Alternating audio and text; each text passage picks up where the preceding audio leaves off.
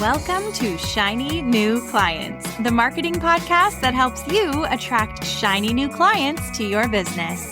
We'll talk about social media, what makes people buy, how to go viral, and marketing psychology, all in 20 minutes or less. Whether you're a coach, a stylist, or a wedding planner, if you've got a service-based business to sell, this is the show you need to fill your calendar. I'm Jenna Warner, your new marketing coach, and this is Shiny New Clients.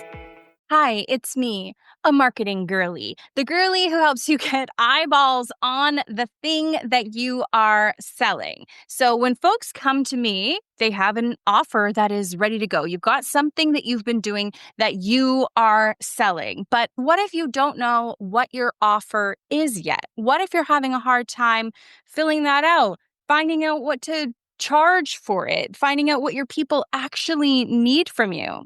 People come to me when they already have their offers made. So today I brought someone to you to help you define, and if you already have your offer, fine-tune what it is that you are selling to your people. So may I introduce Stacey Russell, a transformational business strategist and master mindset coach. Oh, hi, Stacey. Hi, Jenna. Thank you so much for having me. I'm so glad to have you here. I know that your brilliant brain is going to just drop so many aha moments on us and the people who need to hear it. Can we start with let's break down the language. Let's be super accessible here. What the heck do we even mean by offer? Yeah. So I think of offers, and I agree. I think the word offer is confusing because I actually think we have multiple kinds of offers. We have free offers and paid offers. And I think that sometimes I use offer to talk about what's your lead magnet or what's even your workshop or your master class. Those are offers also, right? But then what we often really think of as our offer is what we get paid for, right? What are people actually going to buy from us? And so it is good to think about our offers kind of are all of the things that we put out into the world that we want people to say yes to, right? So our lead magnet, we want people to say yes to that, but they're downloading it. When we do a workshop or an event or a master class, we want people to say yes to that. And sometimes those maybe be a low cost ticket, but usually I like to teach people to do those for free so you can get people in a room with you and then really make them your offer, which is what you want ultimately people to pay you for, which, Okay. I think in the beginning is your high ticket offer. So we've got maybe an ecosystem of things that we give away and things that we sell. But a lot of business coaches and business strategists will talk about having one main offer, which then I think really freaks people out. So, and everyone's different on this and every strategy is going to be different. But where do you stand on having one main offer with an ecosystem of smaller things that lead to it, which is I think what you just described. Is that kind of the right idea? That is exactly what I just described. And I do stand firm on that. You should have one signature offer, I call it, one main offer, which is the offer that you really start your business with. And I really do teach that you should be able to get people into that offer, right? And that your business should start to feel like you know how to attract the right clients. You know that people want what you're offering. You have people paying you. And then if you want to start adding in other paid offers, like many of the people I work with like to have a group program. And I always explain to them, it's very hard to start a business off with a group program because just think about it. A group program, you need many people to say yes to paying you for something at once. So it's much easier to start your business where you've got a one-to-one offer, service, whatever you want to call it, and you want to get one person at a time into that offer and start to really build your momentum that way. And that also validates your offer, right? And then we'll talk more about what your offer really is, but you need to get those people in there working with you first in that core signature offer. And then all the other stuff that you create in your business, assuming it's in alignment with your niche and who your ideal client is, it's like satellites of that offer. Okay, so when I was first creating my business as a social media manager, my main offer was retainer services. So I would run people's social media. And then occasionally I might teach a workshop, teach a class, or for a while there, I sold Instagram audits and they would just be one-offs. So I have all these other smaller things, or maybe give away a freebie, like you said. But my main offer was social media management. Now, where I went wrong, I don't love to say wrong because we gotta learn and start somewhere. But instead, like, I'm calling it my main offer right now, but really at the time, I was giving everybody a different version of the same thing. One person I might run their ads, another person I might also handle their stories, another person I might do their daily engagement. So it kind of looked like I was doing the same thing for everyone, but it was really actually super mixed up and everybody had a slightly different offer. And then I learned a few years into my business what a detriment that was to me. And I actually had no idea, obviously, when I built it that way. Yeah.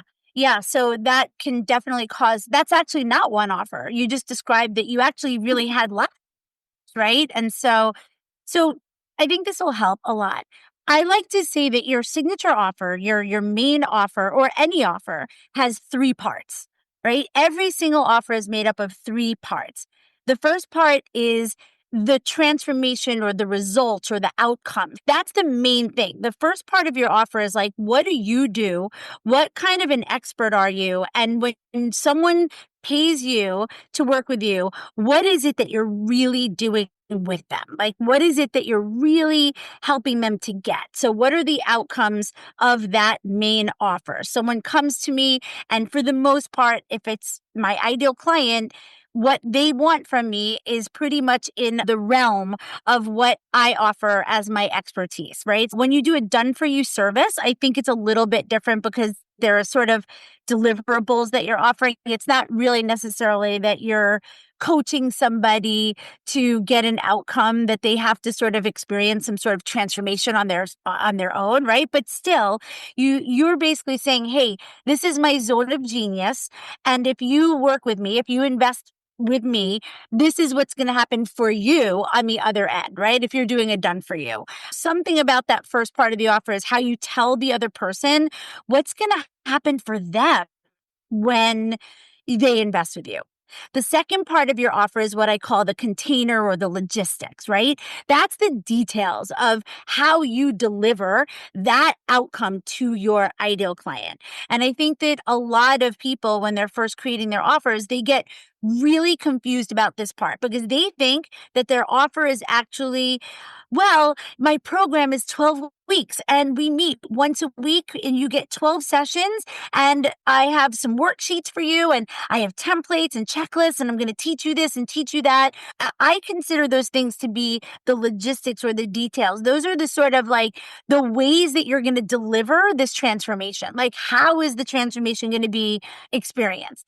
And then the third part of your offer is the investment. And I think it's really important to think of your offer in these three separate ways so that you don't confuse yourself and start thinking that what people are really paying you for, and this is a big one, especially for service providers, is that you're exchanging time for money. So when you think that your offer is a session or a number of sessions, and that's how you're calculating the price, for example, of your offer, you're going to cause yourself a lot of problems. One problem is going to be that you're allowing the other person to calculate the value of your offer by dividing it up by how many sessions they're going to get or whatever. And right away, you put yourself in a hole where you're never going to be able to raise your investment or really charge what you really feel is what you need to get paid in order to show up for your client, what I call 1,000%. Right? You basically give somebody else a way to create objections in their mind to your investment because they're like, oh, well, if I divide that investment up by 12 sessions, that means you're getting paid $400 an hour. That sounds a little bit too much, like, and you don't want to do that. And when you think about your offer, the first thing you think about is, what am I really helping my clients to get? What am I really helping them to achieve? What outcomes do they really want? Who do they want to become? What do they want to be experiencing in their lives by working with me or by investing with me? That's the main part of your offer. And then how you think the offer can be best delivered. What is your client going to need to get the best outcomes? And what are you going to need to do in terms of delivery to give them the best support? And then what do you feel you need to charge in order to give all of that to your client and show up for them and feel like you're what I like to say, delivering an exceptional service. I feel like grab a pen, rewind, listen to that again, and answer those questions. It's like a worksheet. It's an oral worksheet. I just want to emphasize one point by giving a little bit of a rant of something that annoys me. This just happened to me last week, but it just made me think about it. So, have you ever had people reach out and they just be like, "How much does it cost? How much you're offering?" Right? Yeah.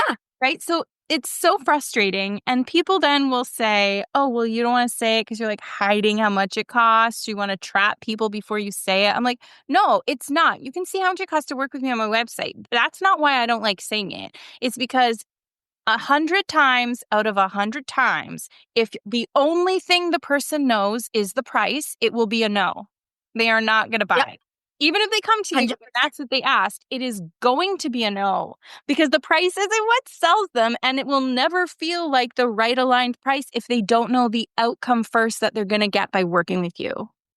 And if they don't get to experience you in any way that gives them a feeling of connection or resonance and allows them to really hear you and your brilliance, or like when you actually tell them the offer and you tell them how you're going to help them and they get to hear all the things, whether it's your passion, whether it's your energy, whether it's that they could hear that you really understand them. There's a million things that happen when somebody gets to understand that the way you work is a way that sounds good to them and that you really can provide them the outcomes they want. Then the amount of money that you charge is just going to sound random. It's just not going to, it's never going to mean anything to them. It's a piece of the puzzle. Okay, I'm a really visual learner, so I just want to emphasize this point with this like visual that just came to me. Okay, say you want a drink, all right? You know you want a drink, like an alcoholic drink, right? You know you want a drink. I shouldn't use that, but whatever. It works with my visual thing I have in my head. So I just listened to you talk about hot dogs on another episode. So you want a drink, and there's a door, and it says $16. First reaction, no, that's too much, right? Like your first reaction is I don't want, but you know you want the drink, and that price, it's too much because you don't know anything about it. So you open the door and you see, oh, it's a fancy cocktail that like a mixologist has made, and you see it sitting there. Yeah. There's a door behind it. You open that door and you see, oh, I'm in a lounge. I'm in a lounge with art on the walls and vibe and a music playing. And then there's another door. You open that door and there's this beautiful server who is so kind and fun and is doing like pyro or wait, what's it called? Flare. They're like throwing bottles around. Right. Right. And then you're like, oh, okay, I would pay more than $16. I'm getting this experience. I'm getting this human connection. I'm getting this high quality product. And now and you're going to sit there and you're going to have a good time. And actually you realize you're going to be there for 2 hours because you're going to sit in this lounge forever. Now suddenly 16 feels like a really normal price. Yes. That's such a great analogy, Jenna. Of course. I love it so much. And that's exactly it. That's exactly it. And I think that for people who are like in that part of their business where they're mostly focusing on their signature offer, you're going to assume that that offer is a more what we call a higher ticket offer, right? So you're not selling $27. And even that, I do have to say, because your example is perfect, because people think that everybody just easily jumps into anything that costs, 27 bucks or whatever. And that's not the case. It's not like people just buy anything because it's quote unquote cheaper. Even free stuff is hard to get people to opt into. I have another episode on here that's called The Truth About Low Ticket Products. And people think that you can make really easy tens of thousands of dollars. And the truth, and I tell you, like I bear all, I'm just going to plug the episode. I like bear all in it and tell you how much I made from a low ticket offer and the mistakes I made. And one of them was thinking that it would sell itself because it's low ticket. That's not the case. And that's why business coaches, like there's like this joke that they all tell you to just raise your prices. And that's like the first advice a business coach is going to give you. But it's because, well, there's a lot of reasons. We don't need to deep dive that, but like you probably could charge more and you're probably undercharging because you thought it would be easier to sell that way. And it might even be easier to sell if it cost more. Well, yes. And right. So I don't think you should just arbitrarily raise your prices as much as what I'm telling you what I just broke down about the offer is key. In other words, like the way that you can raise your price if you're not charging, right? Listen, like this is my example. I have an episode too called Six Figures is Just a Math Problem, right? Because all the coaches out there who are like six figures. And, they're like, they dangle this as if there's some like mystery to it. And I'm like, well, it's a freaking math problem. If you charge someone $100,000 to work with them, you need one client, right? It's just a math problem. But if you charge, let's say $2,000, right, for your coaching or whatever. So obviously you need 50 people to say yes to that. If you charge $3,000, then you need, I'm like doing math. You need 33 people pretty much to say yes to that, right? And then, so imagine if you were charging $97 and then you need 1,000 people to say yes to that. What do you think is your likelihood for where you are in your business with your audience? You think it's going to be easier to get the 30 people to pay you $3,000?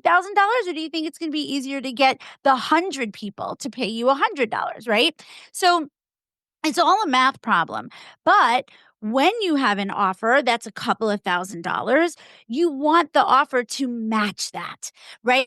So that transformation or what it is that you're helping someone to get, those outcomes need to feel worth it to that person, right? In order to sell high ticket offers, it requires for your client to have they have to meet two conditions.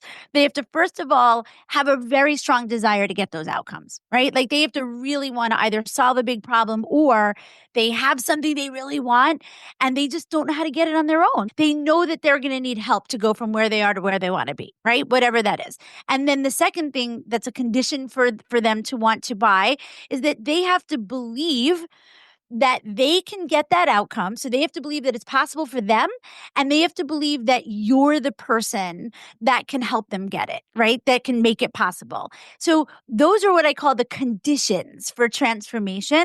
And so you have to convey all of that through your offer. Your offer itself has to, first of all, speak to a really big desire that someone has.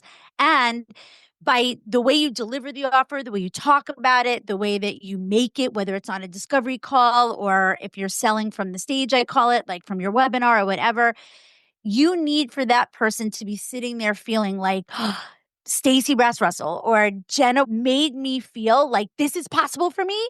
And I really dig her. I feel like she is someone who will help me.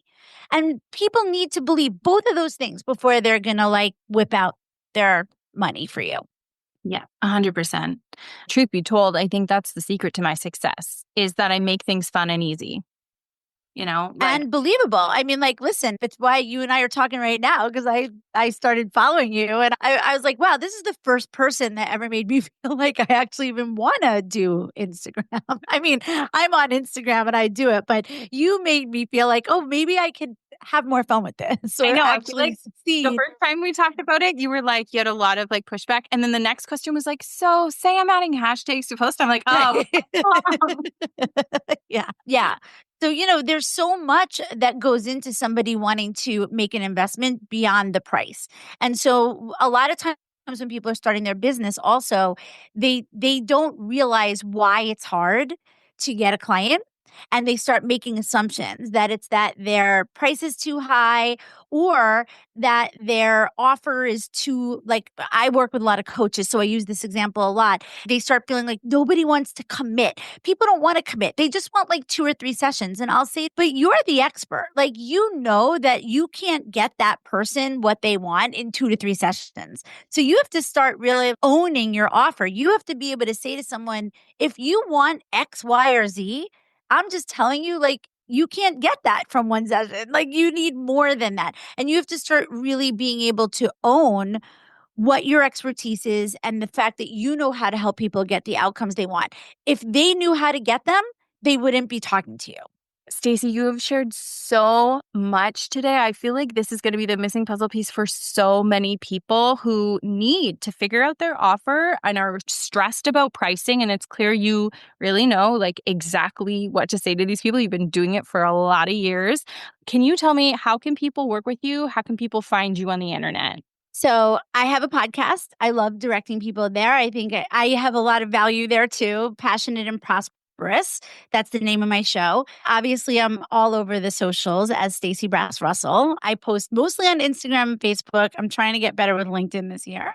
And I do have a bunch of free resources. Even on a page on my website, there's a resources page. There's one called 5 Steps to Creating Your Irresistible Signature Offer. So you could go download that. And I also have a new one called How to Create Your High Converting Webinar. So 2 awesome things that I think speak to really how to sell from your webinar. So 2 things that really speak to this episode today. Oh my gosh, those are, I want them. I'm going to go get them. So, of course, I will link all of that stuff in the show notes, and the podcast episodes that we both mentioned. I will make sure that those are down there so everyone can just have a field day in the show notes. Amazing. Thank you so much for being here, Stacey Brass Russell. Thank you so much for having me.